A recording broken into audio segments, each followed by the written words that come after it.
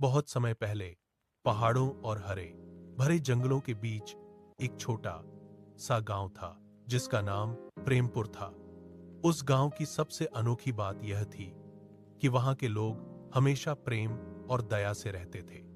गांव में कोई किसी से लड़ाई नहीं करता था। अगर कोई दुखी होता तो पूरा गांव उसकी मदद करने पहुंच जाता। उस गांव में एक आदमी रहता था जिसका नाम मोहन था। मोहन बहुत दयालु और प्रेम करने वाला इंसान था। वह हर किसी की मदद करता था।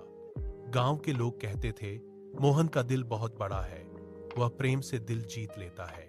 एक दिन गांव में एक बूढ़ा साधु आया। साधु बहुत थका हुआ था और भूखा भी था।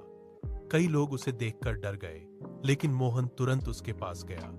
उसने साधु को अपने घर ले जाकर खाना खिलाया और आराम करने की जगह दी। साधु मोहन की अच्छाई देखकर बहुत खुश हुआ।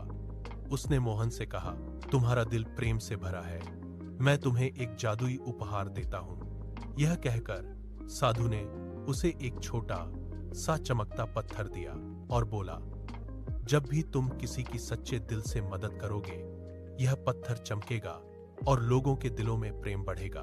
मोहन ने उस पत्थर का कभी गलत इस्तेमाल नहीं किया। वह रोज गांव में घूमता और लोगों की मदद करता। अगर किसी के खेत में काम ज्यादा होता तो वह मदद कर देता। कोई बीमार होता तो दवा लाता। धीरे धीरे गांव में और भी ज्यादा प्रेम फैलने लगा। लेकिन एक दिन पास के गांव का एक लालची आदमी रघु उस जादुई पत्थर के बारे में जान गया। वह उसे चुराना चाहता था। रात को वह चुपके से मोहन के घर गया और पत्थर चुरा लिया।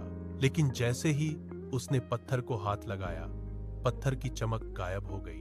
अगले दिन रघु बीमार और दुखी महसूस करने लगा। उसे समझ आ गया कि जादू पत्थर में नहीं, बल्कि